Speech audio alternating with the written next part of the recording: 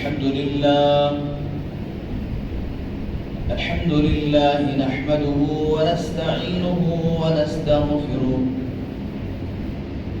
ونؤمن به ونتوكل عليه ونعوذ بالله من شرور أنفسنا ومن سيئات أعمالنا من يهده الله فلا مضل له ومن يضلله فلا هادي له ونشهد أن لا إله إلا الله وحده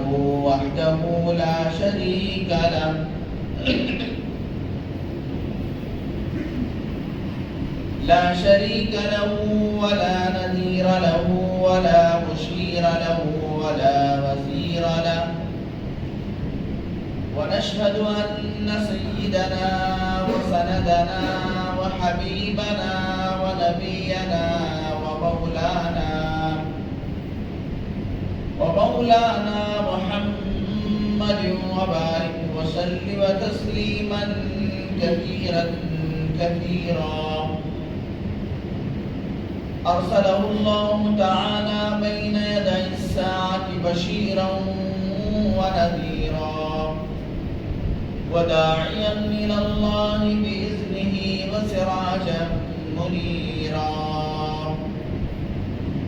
أما بعد فقد قال الله تبارك وتعالى في القرآن المجيد والفرقان الحميد أعوذ بالله من الشيطان الرجيم بسم الله الرحمن الرحيم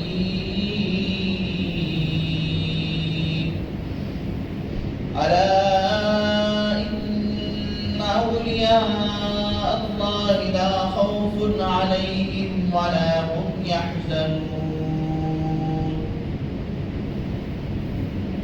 صدق الله العظيم وصدق رسوله النبي الكريم ونحن على ذلك لمن الشاهدين والشاكرين سبحانك لا علم لنا إلا ما علمتنا إنك أنت العليم الحكيم رب اشرح لي صدري ويسر لي أمري واحلل عقدة من لساني يفقهوا قولي اللهم صل على سيدنا مولانا محمد وبارك وسلم اللهم صل على سيدنا مولانا محمد وبارك وسلم اللهم صل على سيدنا مولانا محمد وبارك وسلم تسليما كثيرا ہر قسم کی تمام تعریفیں تمام بڑائیاں اور بزرگیاں خدائے رب ذوالجلال کے لیے جس کی خدائی میں کوئی شریک نہیں اکیلا پروردگار ہے ہم سب اس کے کمزور اور ناتواں بندے ہی وہ ہمارا خالق و مالک پالنہار اور پروردگار ہے ہر پل ہر لمحہ کروڑ انگنت لاتعداد درود و سلام امام الانبیاء خاتم النبیین سید المرسلین محبوب رب العالمین محمد مصطفیٰ احمد مجتبیٰ حضرت رسول پاک صلی اللہ علیہ وسلم یا رب صلی وسلم دائما ابدا علی حبیبک خیر الخلق کلہم معزز سامعین اکرام فرزندان اسلام بہت ہی قابل قدر بزرگوں اور دوستوں ربیع الثانی کا مہینہ ہے اس مہینے کی مناسبت سے کچھ اولیاء اللہ کا تذکرہ میں آپ کے سامنے کروں اللہ تبارک و تعالی نے اس دنیا کے اندر جو سب سے مقدس اور سب سے بابرکت سب سے معزز و محترم جو ہستیوں کو اللہ نے بھیجا وہ حضرات انبیاء علیہ السلام. ان تمام انبیاء علیہ السلام کے سردار امام الانبیاء سید المرسلین حضرت محمد الرسول اللہ صلی اللہ علیہ وسلم کی ذات بابرکت. نبیوں کے بعد، رسولوں کے بعد جن قدوس ہستیاں کا مقام و مرتبہ ہے وہ حضرات صحابہ اکرام. حضرات صحابہ اکرام رضوان اللہ تعالی علیہم اجمعین وہ نفوس قدسیہ ہیں، وہ پاک ہستیاں ہیں جنہوں نے ایمان کی حالت میں خاتم النبیین سید المرسلین حضرت محمد الرسول اللہ صلی اللہ علیہ وسلم کو دیکھا اور آپ کی صحبت پائی. افضل البشر بعد الانبیاء بالتحقیق سیدنا ابی بکر الصدیق. ان تمام صحابہ میں بھی سب سے اعلیٰ، سب سے اولو العزم اور سب سے بڑا مقام سیدنا صدیق اکبر رضی اللہ تعالیٰ عنہ. اللہ کے نبی صلی اللہ علیہ وسلم نے فرمایا افضل البشر بعد الانبیاء، نبیوں کے بعد سب سے افضل بشر اگر کوئی ہے تو وہ سیدنا ابوبکر صدیق رضی اللہ عنہ. ایک موقع پر سیدنا صدیق اکبر رضی اللہ تعالی عنہ نبی پاک صلی اللہ علیہ وسلم کے مجلس میں بیٹھے ہوئے تھے. حضرت صدیق اکبر رضی اللہ تعالی عنہ کے بدن پر ایک موٹا دھاٹا کپڑا تھا اور صدیق اکبر رضی اللہ تعالی عنہ کنڈیوں کی جگہ ببول کے کانٹے لگائے ہوئے تھے. اتنے میں اللہ تبارک و تعالیٰ نے سیدنا جبریل علیہ السلام کو آقا صلی اللہ علیہ وسلم کے دربار میں بھیجا. جب سیدنا جبریل علیہ السلام نبی پاک صلی اللہ علیہ وسلم کے دربار گوہربار میں تشریف لائے اور پوچھا کہ اللہ کے رسول، آپ کے یار غار، آپ کے سچے ساتھی سیدنا ابوبکر صدیق رضی اللہ تعالیٰ کی یہ حالت کہ انہوں نے ایک موٹا دھاٹا کپڑا پہنے ہوئے ہیں اور کنڈیوں کی جگہ ببول کے کانٹے لگائے ہوئے ہیں، ان کی یہ حالت کیوں ہو گئی؟ ان کی یہ حالت کیوں ہو گئی؟ کیسے ہو گئی؟ تو اللہ کے رسول صلی اللہ علیہ وسلم نے فرمایا سیدنا صدیق اکبر نے اپنا پورا مال اللہ کے لائے ہوئے دین پر اور میرے اشارے پہ قربان کر دیا. اب ان کے پاس کوئی بچا ہوا نہیں ہے، لہذا ان کی یہ حالت ہے کہ اس وقت وہ ٹاٹ کا کپڑا پہنے ہوئے ہیں اور اس پہ ببول کے کانٹے لگائے ہوئے ہیں.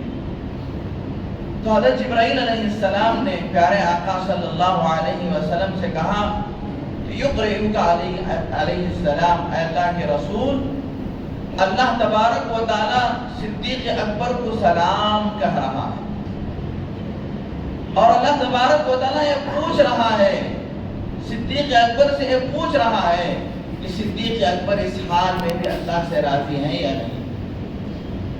اللہ کے رسول صلی اللہ علیہ وسلم نے حضرت صدیق اکبر سے کہا کہ اللہ کی ذات آپ کو سلام بھیج رہی ہے، اللہ آپ کو سلام بھیج رہے ہیں اور اللہ تبارک و تعالیٰ پوچھ رہے ہیں کہ اس حال میں بھی آپ اللہ سے راضی ہیں یا نہیں. تو حضرت صدیق اکبر رضی اللہ عنہ پھوٹ پھوٹ کے رونے لگے اور کہا میں اللہ سے کیوں ناراض ہو سکتا ہوں، میں اللہ سے کبھی بھی ناراض نہیں ہو سکتا. اور پوچھا کہ اللہ نے میرا نام لے کر سلام کہا ہے؟ تو اللہ کے نبی نے فرمایا ہاں اللہ نے آپ کا نام لے کر سلام بھیجا ہے۔ تو صدیق اکبر رضی اللہ تعالیٰ عنہ کا مقام و مرتبہ ساری انسانیت میں انبیاء علیہ السلام کے بعد سب سے اعلیٰ و افضل۔ تو صحابی کس کو کہتے ہیں؟ جس نے ایمان کی حالت میں نبی پاک صلی اللہ علیہ وسلم کو دیکھا اس کو صحابی کہتے ہیں۔ اور اہل سنت والجماعت کا عقیدہ ہے کہ تمام اولیاء، تمام اتقیاء، تمام قطب و ابدال مل کر ایک صحابی کے مقام کو نہیں پہنچ سکتے۔ اور اس کے بعد جو مقام ہے، مرتبہ ہے، وہ تابعی کا ہے۔ تابعی کسے کہتے ہیں؟ جنہوں نے ایمان کی حالت میں صحابہ کو دیکھا اور صحابہ سے ملاقات کیے، ان کو تابعی کہتے ہیں۔ اور تابعی کے بعد تبع تابعین کا مقام و مرتبہ ہے۔ تبع تابعین کس کو کہتے ہیں؟ جو تابعی کو ایمان کی حالت میں دیکھا اس کو تبع تابعی کہتے ہیں۔ اس کے بعد اولیاء اللہ، بزرگان دین اور خدا کے نیک بندوں کا سلسلہ قیامت تک جاری و ساری رہے گا۔ یہ چار طبقے ایک مدت کے لیے تھے، وہ ختم ہو گئے، یعنی حضرات انبیاء علیہ السلام کا سلسلہ ختم، صحابہ کا سلسلہ ختم، تابعی کا سلسلہ ختم، تبع تابعین کا سلسلہ ختم، کہ جنہوں نے تابعی کو دیکھا وہ تبع تابعی۔ اب اس کے بعد اولیاء اللہ، بزرگان دین اور خدا کے نیک بندے۔ یہ خدا کے نیک بندوں کا بھی اللہ کے یہاں اتنا بڑا مقام ہے، اتنا بڑا مقام ہے۔ اللہ تبارک و تعالیٰ قرآن پاک کے اندر فرماتے الا ان اولیاء اللہ لا خوف علیہم ولا هم یحزنون۔ سنو، اللہ کا جو دوست ہوتا ہے، اللہ کا جو محبوب ہوتا ہے، نہ اسے کسی چیز کا غم ہوتا ہے اور نہ کسی چیز کا خوف ہوتا ہے۔ غم کسے کہتے ہیں؟ جو چیز فوت ہو گئی، جس چیز کا نقصان ہو گیا، تو اس چیز کے نقصان اور فوت ہو جانے پہ جو تکلیف ہوتی ہے اسے غم کہا جاتا ہے۔ اور خوف کسے کہتے ہیں؟ آئندہ جو مرحلہ آنے والا ہے، آئندہ جو چیز آنے والی ہے کہ کہیں مجھے ایسا نہ ہو جائے، فیوچر میں کہیں مجھے ویسا نہ ہو جائے، یہ جو دل کے اندر خوف رہتا ہے اس کو خوف کہا جاتا ہے۔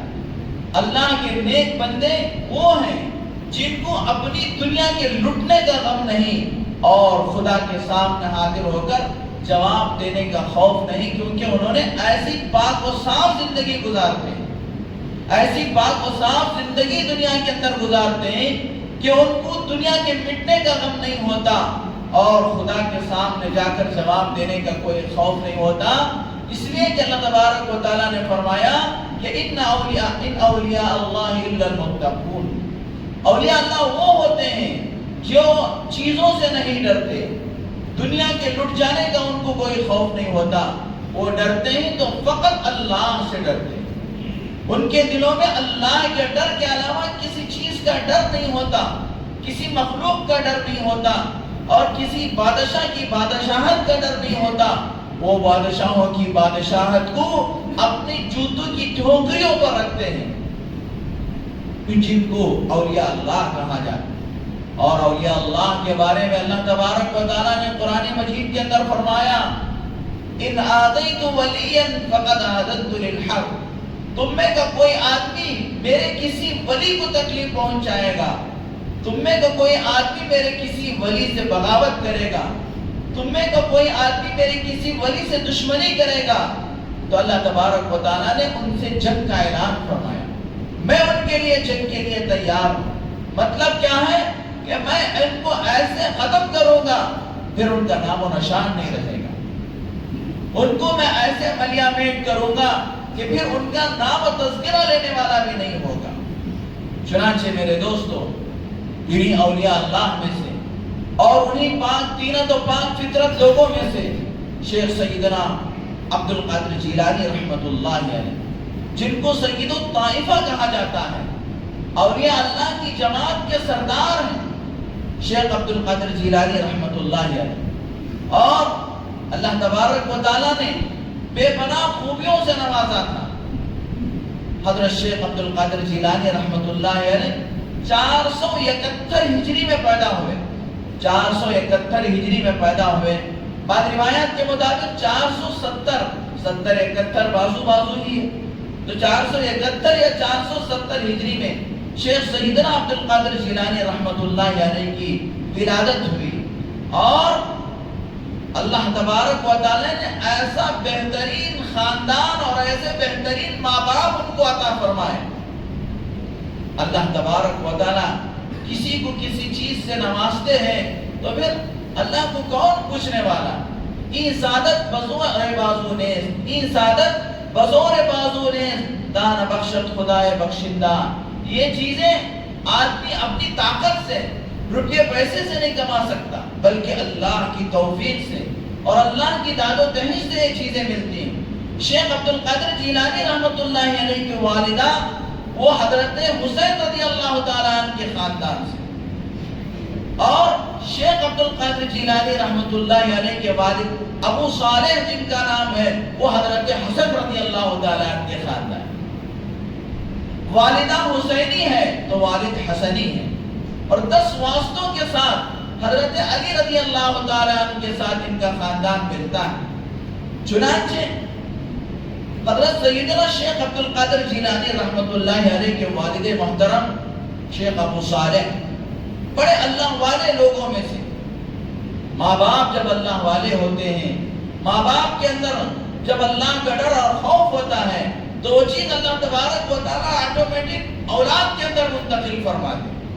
سیب کے درخت سے سیب ہی نکلتے ہیں، آم کے درخت سے جو اس کے پھل ہوتے ہیں وہ آم کے درخت رسیلے اور شیرین میٹھے لوگوں کو فائدہ پہنچانے والے۔ ببول کے درخت سے سیب نہیں نکلتا، کانٹے کے درخت سے آپ کو آم نہیں ملتا۔ جو جڑیں ہوتی ہیں، جو شاخیں، جو ڈالیاں ہوتی ہیں، جو درخت ہوتا ہے اس سے وہی پھل نکلتا ہے۔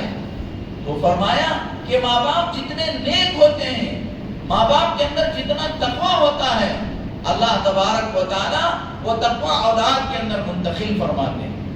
آج باپ 10 بجے تک سوتا ہے اور بیٹے کو وقت کا جنید بغدادی بنانا چاہتا ہے، اور چاہتا ہے کہ میں تو 10 بجے تک سوتا رہوں لیکن میرا بیٹا تہجد گزار بن جائے۔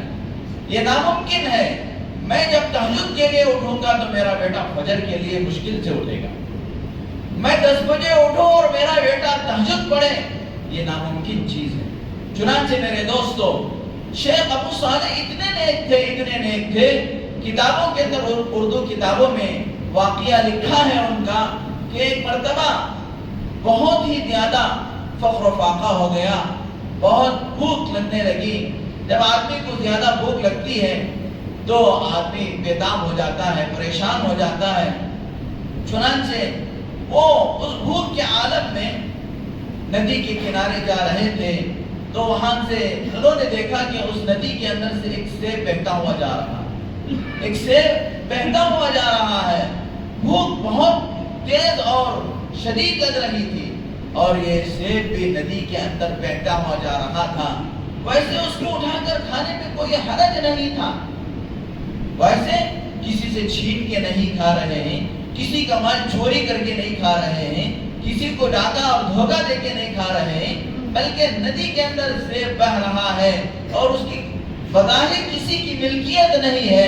اس سیب کو اٹھا کے کھانے میں کوئی حرج بھی نہیں ہے، کوئی گناہ بھی نہیں ہے، لیکن انہوں نے اس سیب کو اٹھا کر، بھوک بہت شدید لگ رہی تھی، اس سیب کو اٹھا کر کھا لیا۔ کھا لینے کے بعد فوراً ان کو خیال آیا، ارے سیب کسی کی ملکیت ضرور ہو سکتی ہے، کسی کے باغ سے ٹوٹ کے وہ گر کر ندی کے اندر جاری ہو رہا ہے۔ چنانچہ فکر لاحق ہوئی کہ کہیں اللہ تبارک و تعالیٰ مجھے اس سیب پر بھی اگر پوچھ لے تو میں جواب نہ دے سکوں تو پھر میرا کیا بنے گا؟ اس لیے کہ میرے دوستو، اللہ تبارک و تعالیٰ اگر کسی کو بخش دے، اللہ تبارک و تعالیٰ کسی کو چھوڑ دے تو اس کے لیے خوشی ہی خوشی ہے۔ فرمایا فارسی کے اندر ایک شعر ہے، اگر اللہ تبارک و تعالیٰ چھوڑ دے تو چھٹیاں، اور اگر اللہ تبارک و تعالیٰ پکڑ لے تو پھر اللہ کی پکڑ سے ایک قطرے پانی کے بارے میں اللہ حساب لے لینا چاہے تو پھر آدمی اللہ تبارک و تعالیٰ کو حساب نہیں دے سکتا۔ حدیث پاک کے اندر اللہ کے نبی صلی اللہ علیہ وسلم نے فرمایا من نوقش عذب، جس سے پوچھ کر اللہ تبارک و تعالیٰ کرنے پہ آ جائے تو بس اس کو عذاب دے کے رہیں گے، وہ اللہ سے کسی بھی حال میں چھوٹ نہیں سکتا۔ چنانچہ فکر لاحق ہوئی کہ سیب کسی کا ضرور ہوگا، مجھے تلاش کرنا ہے اور صاحب سیب یعنی یہ سیب جس کا ہے اس سے جا کے مجھے معافی مانگنا ہے، اور اگر وہ کسی اس کی قیمت بولے تو اس کی قیمت ادا کرنا ہے۔ چنانچہ جہاں سے وہ نالا آ رہا تھا، جہاں سے وہ نہر جاری ہو کے آ رہی تھی، اس کے پیچھے پیچھے گئے، جا کے دیکھا کہ ایک باغ ہے، اس باغ کی ڈالیاں اس نہر کی طرف جھکے ہوئے ہیں اور اس کے اندر سیب لگے ہوئے ہیں۔ ان کو یقین ہو گیا کہ یہ سیب اسی باغ کا ہے۔ چنانچہ باغ کے اندر گئے، باغ کے اندر جا کر اس باغ کے مالک کو تلاش کیا، باغ کے مالک کو تلاش کیا تو باغ کے مالک وہاں بیٹھے ہوئے تھے۔ انہوں نے کہا کہ اس نہر سے شاید آپ ہی کا سیب جاری ہو رہا تھا، مجھے بھوک لگ رہی تھی، میں اس کو کھا لیا، اب مجھے آپ معاف کر دیجئے، یا آپ اس کے بدلے میں جو مجھ سے لینا چاہتے ہیں کہہ دیجئے، میں اس کو دینے کے لیے تیار ہوں۔ پیسے تو ہے نہیں ان کے پاس۔ اب باغ کے مالک عبداللہ صومعی رحمت اللہ علیہ وہ بھی اللہ والے تھے، انہوں نے دیکھا کہ اتنا بڑا نیکبخت انسان ایک سیب کے کھانے پہ مجھ سے معافی مانگنے کے واسطے اتنی دور کا سفر طے کر کے آیا ہے، تو انہوں نے کہا کہ ہاں بے شک وہ سیب تو میرے ہی باغ کا تھا، لیکن میں ویسے آپ کو معاف نہیں کروں گا، ویسے میں آپ کو معاف نہیں کروں گا، آپ کو اس کے بدلے میں میرے باغ کے اندر مزدوری کرنا پڑے گا، آپ کو اس کے بدلے میں میرے باغ کے اندر مزدوری کرنا پڑے گا اور 6 سال تک مزدوری کرنا پڑے گا۔ حضرت ابو صالح جو شیخ عبد القادر جیلانی رحمۃ اللہ علیہ کے والد، انہوں نے تھوڑا آخرت کا تصور کیا کہ بھئی دنیا کی سزا تو ایک دن ختم ہو جائے گی، آخرت کی سزا کبھی ختم نہیں ہونے والی سزا، اور آخرت کی سزا بہت سخت، آخرت کی نعمتیں بھی بہت ہی عمدہ اور آخرت کی سزا بھی دنیا کے مقابلے میں بہت سخت۔ چنانچہ انہوں نے یہی سستا سودا سمجھا کہ چلو دنیا کی تکلیف اٹھا لوں گا، دنیا کی تکلیف برداشت کر لوں گا۔ چنانچہ کہا کہ ٹھیک ہے میں آپ کی مزدوری کرنے کے لیے راضی ہوں۔ چنانچہ ان کے باغ کے اندر وہ مزدوری کرتے رہے، جب مدت ختم ہو گئی تو اپنے مالک سے کہا کہ آپ اب تو مجھے چھٹی دے دیجئے، میں نے وہ مدت ختم کر دیا۔ انہوں نے کہا کہ آپ کی سزا اتنا جلدی اور ختم نہیں ہوئی، آپ کی سزا اتنا جلد ختم نہیں ہوئی، آپ کو ایک اور کام کرنا پڑے گا۔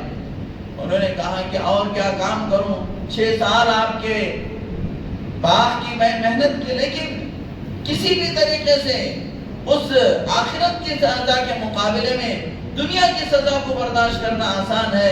انہوں نے کہا کہ اور کیا کرنا ہے؟ انہوں نے کہا ہماری ایک لڑکی ہے اور وہ لڑکی آنکھوں سے اندھی ہے، کانوں سے بہری ہے اور منہ سے گونگی ہے اور ہاتھ پیر بھی نہیں ہے، بس سمجھو کہ جسم کا ایک ڈھانچہ ہے، ایک لوتھڑا ہے، اس سے تم کو شادی کرنا پڑے گا۔ اللہ اکبر! ایک تو کیا ہے اتنی بڑی مزدوری انہوں نے کی، اور اس کے بعد بادشاہ وہ باغ کے مالک کہہ رہے کہ میری بیٹی ہے اور ایسی ہے کہ اس کے آنکھیں نہیں، اس کے کان نہیں، اس کے فلاں فلاں نہیں، لیکن تم کو اس سے شادی کرنا پڑے گا جب جا کے میں تم کو معاف کروں۔ اب یہ سوچے کہ آخرت کی سزا کے مقابلے میں اللہ کا ولی وہی ہوتا ہے کہ خدا کی محبت کے لیے خدا کا ڈر اتنا اس کے اوپر غالب ہوتا ہے کہ دنیا کی بڑی سی بڑی تکلیف سہنا اس کے لیے آسان ہو جاتا۔ انہوں نے کہا ٹھیک ہے میں تیار ہوں۔ چنانچہ شیخ عبداللہ صومعی رحمت اللہ علیہ شیخ ابو صالح کا نکاح اپنی بیٹی سے کر دی، اور کرنے کے بعد جب وہ رات کو اپنی بیوی کے پاس جا کر دیکھتے ہیں تو وہ کیا ہے، بس سمجھو کہ چاند کا ایک ٹکڑا ہے، اتنی خوبصورت ہے اور بڑی بڑی آنکھیں ہیں اور سن بھی رہی ہے، بول بھی رہی ہے، ہاتھ پیر بھی ہے، تو ان کو اس کے اندر ڈاؤٹ آ گیا کہ کہیں لڑکی بدل تو نہیں گئی. فوراً اپنے سسر کے پاس آیا اور آ کر کہا آپ نے تو کہا تھا کہ وہ آنکھوں سے اندھی ہے, کان کی بہری ہے اور زبان کی گونگی ہے اور ہاتھوں سے للی ہے اور پیروں سے لنگڑی ہے, لیکن یہاں کوئی اور بدل کے آ گئی. تو انہوں نے کہا کہ میں نے جو کہا تھا اس کا مطلب یہ تھا کہ میری جو بیٹی ہے اس نے کبھی اپنی آنکھوں سے غلط نہیں دیکھا. اس اعتبار سے وہ اندھی ہے کہ کبھی اس نے کسی نامرد کو نہیں دیکھا, اور بہری اس لیے ہے کہ اس نے کبھی اللہ کو ناراض کرنے والے کلمات اپنے کانوں سے نہیں سنے, اور زبان سے خدا کے ذکر کے علاوہ, قرآن کلام پاک کی تلاوت کے علاوہ اور بیکار و بے فضول باتیں اس نے کبھی زندگی میں نہیں کیا. اس اعتبار سے وہ زبان کی گونگی ہے, اور ہاتھوں سے کبھی اس نے کوئی غلط کام نہیں کیا اللہ کی عبادت کے علاوہ, اور خدا کی راضی مرضی کے علاوہ اس نے کوئی کام نہیں کیا. میں نے سوچا کہ اتنا نیکبخت انسان کہ ایک زیب کے کھانے پہ 6 سال کی مزدوری کو قبول کر لیا, تو پھر میرے لیے اس سے بہترین داماد نہیں ہو سکتا. اس لیے میں اپنی اس خوبصورت اور چاند کے اس ٹکڑے کو میں نے تمہارے حوالے کیا, تاکہ اللہ تبارک و تعالیٰ ان دونوں کی نیک نامی سے نیکی کو وجود میں لائے. باپ کتنے بڑے درجے کا اور ماں کتنی بڑی درجے کی. پھر میرے دوستوں, جب ماں باپ اتنے اونچے درجے کے ہوں گے تو اولاد پھر کیسی نکلے. اولاد تو میرے دوستوں شیخ عبد القادر جیلانی جیسے نکلنا ضروری تھا, اس لیے کہ باپ کا تقوی آسمانوں سے بلند ہے, ماں کا تقوی آسمانوں سے زیادہ بلند ہے. تو پھر اللہ تبارک و تعالیٰ نے شیخ عبد القادر جیلانی رحمت اللہ علیہ کو ان کے بدن سے پیدا فرمایا, اور شیخ عبد القادر جیلانی رحمت اللہ علیہ سارے اولیاء اللہ کے سردار ہیں.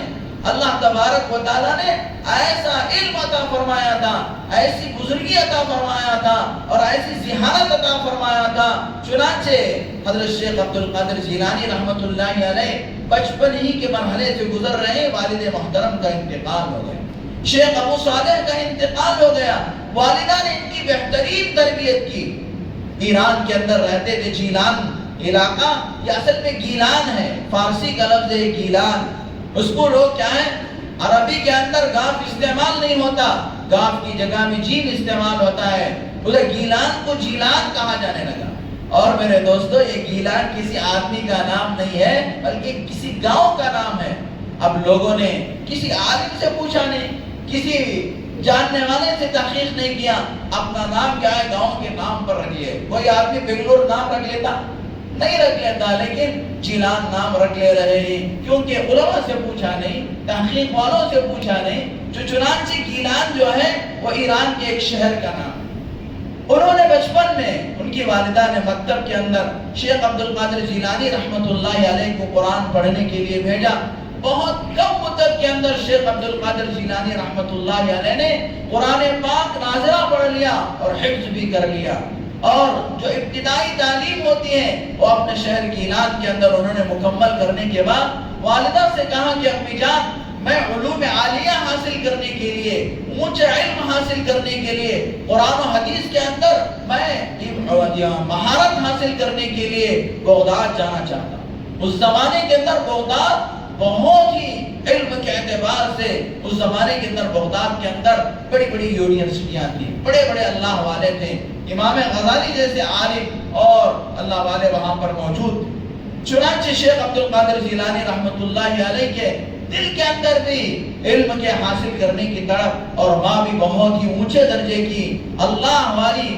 وہ انہوں نے بیٹے کی اس تمنا پر ان کا استقبال کیا, مرحبا اور اہلا و سہلا کہا, بیٹا یہ تمہارے اندر جو امید, جو امنگ ہے, یہ تمہارے اندر جو خواہش ہے, میں اس کا سلام کرتی ہوں, اس کا میں استقبال کرتی ہوں, ٹھیک ہے میں جانے کا بندوبست کرتی ہوں. چنانچہ بیوہ ماں صاحب شیخ عبد القادر جیلانی رحمت اللہ علیہ کو قرآن مجید کا علم حاصل کرنے کے لیے, حدیث پر عبور حاصل کرنے کے لیے بغداد جانے کے لیے ان کی تیاری شروع کر دی. چنانچہ انہوں نے 40 اشرفیہ حضرت شیخ عبد القادر جیلانی رحمت اللہ علیہ کے خرچ کے لیے جمع کیا, اور جمع کرنے کے بعد ایک قافلہ جیلان سے بغداد جا رہا تھا. وہ زمانہ بسوں کا, ٹرینوں کا, ہوائی جہازوں کا نہیں تھا, وہ اونٹوں پر اور گھوڑوں پر سفر کرنے اور خچروں پر سفر کرنے کا تھا. اور ڈاکوؤں کا بہت ہی زیادہ زور ہوتا کہ اکیلا دوکیلا آدمی جاتا تو ڈاکو اس کو لوٹ لیا کرتے.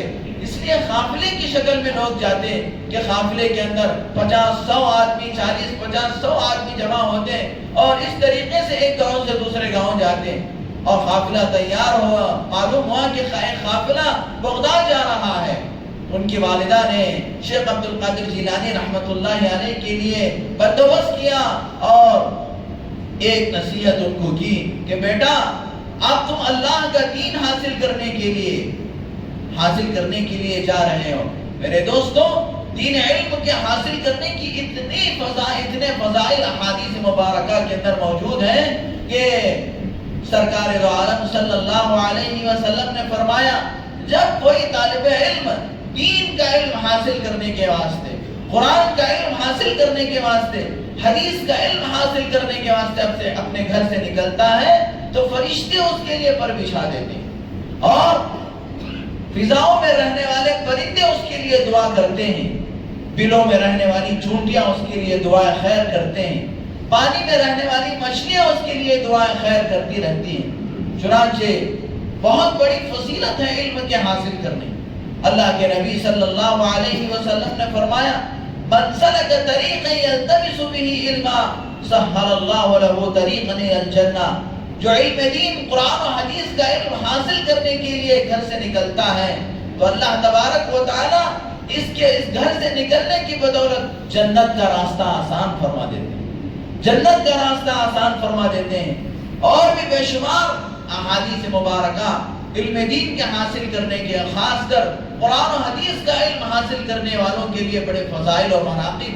چنانچہ والدہ نے کہا بیٹا تم اللہ کا دین حاصل کرنے کے لیے جا رہے ہو، اللہ تمہاری زندگی میں خوب برکتیں عطا فرمائے، لیکن ایک بات، ایک نصیحت میں کرتی ہوں، اس کو مضبوطی کے ساتھ اپنی زندگی کے اندر بسا لینا. وہ یہ ہے کہ کبھی زبان سے جھوٹ نہیں بولنا، کبھی زبان سے جھوٹ نہیں بولنا. چنانچہ میرے دوستوں شیخ عبد القادر جیلانی رحمت اللہ علیہ قافلے کے ساتھ جاتے ہیں. راستے میں ڈاکو اس پورے قافلے کو گھیر لیتے ہیں اور پورے قافلے والوں کا مال لوٹ لیتے ہیں. ایک ڈاکو شیخ عبد القادر جیلانی رحمت اللہ علیہ کے پاس آتا ہے اور پوچھتا ہے کہ تمہارے پاس کیا ہے بتاؤ.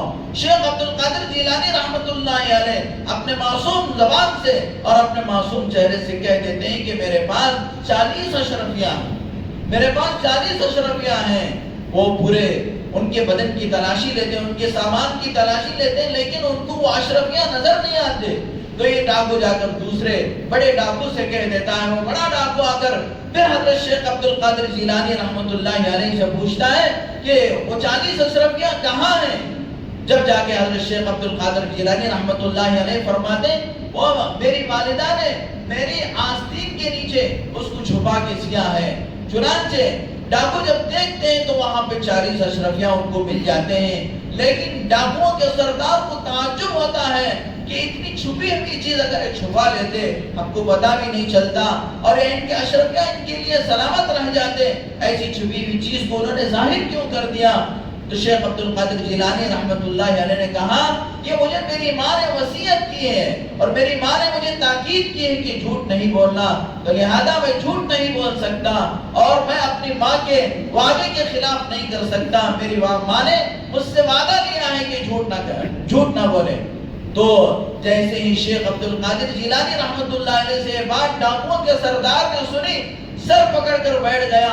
اتنا معصوم اور چھوٹا سا بچہ ماں کی نصیحت کو اتنا یاد رکھا ہے اور ماں کے ساتھ وعدہ خلافی کرنا نہیں چاہتا ہے اور اتنی چھپی ہوئی چیز کو بتا دے رہا ہے. ہم اتنے بڑے ہیں، اللہ نے ہم سے رزق کا وعدہ لیا ہے اور ہم لوگوں کا مال لوٹ کر اپنا پیٹ بھرنا چاہتے ہیں. ہم اتنے بڑے ہونے کے بعد ہم کو شرم آنی چاہیے، اللہ کے وعدے پر یقین ہونی چاہیے کہ اللہ نے ہر ایک کے رزق کا وعدہ اللہ دے رکھے.